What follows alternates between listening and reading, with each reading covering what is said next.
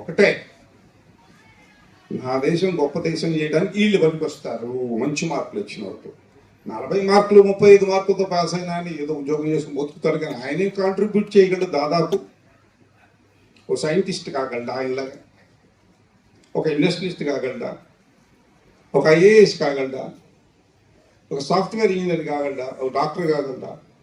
అందువల్ల మంచి మార్కులు వచ్చిన వాళ్ళు ఎత్తుక్కొని నా భారతదేశం నాది, భారతదేశం మన దేశం అని నేను అన్నాను.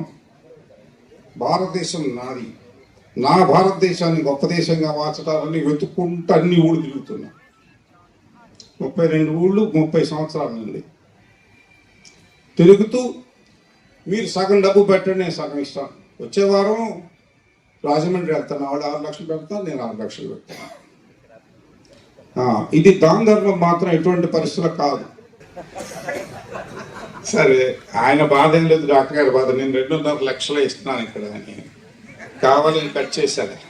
అంతకుముందు ఇవాళ 10 లక్షలు, ఆయన 5 లక్షలు, నేను 10 లక్షలు ఇచ్చా 2 సంవత్సరాలు. సరే, కాబట్టి నా భారతదేశం మీరు గొప్ప దేశంగా మారుస్తారు, భారతదేశానికి డాలర్స్ సంపాదించి పెడతారు, భారతదేశం ప్రపంచంలోనే నంబర్ 1 స్థానం, అప్పుడే 3వ స్థానానికి వచ్చాం. అడుక్కు తినే స్టేజ్ నుండి ఒక ఆయన కూడా మా చిన్నతనంలో భారతదేశం కూడా అడుక్కునే తినే పరిస్థితిలో ఉంది. ఇప్పుడు 3వ స్థానానికి వచ్చాం.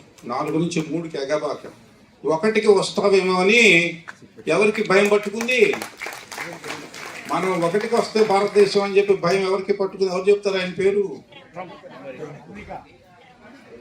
ఆయన పేరు చెప్పాలి.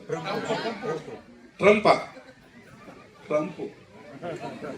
అందుకే భారతీయుల్ని అటాక్ చేస్తున్నాడు. మన స్టూడెంట్స్ రానిట్లా రకరకాల ఇబ్బందులు పెడుతున్నాడు. మనం పండించే రైస్ మీద ఇది పెంచాడు, అన్నిటి మీద పెంచాడు. ఆవిడ నెంబర్ 1 కదా, త్వరలో భారతదేశం నెంబర్ 1 అవుతుందని ఆయనకు తెలుసు. మీరంతా యోధుల్లాగా పోరాడతారు, దేశాన్ని గొప్ప దేశం చేస్తారని ఆయనకు తెలుసు. అందుకే ఇప్పటి నుంచి భయం పట్టుకుని ట్రంప్కి భారతీయుల్ని ఇబ్బంది పెట్టడం మొదలుపెట్టాడు భారతదేశాన్ని. మీరు చేస్తారని కూడా నాకు తెలుసు. అందుకోసం ఆశతోనే ఇక్కడికి వచ్చింది, డబ్బులు తీసుకొని చుక్కులు పట్టుకొని వచ్చా గుంటూరు నుంచి. దానం ధర్మం చేయడానికి కాదు.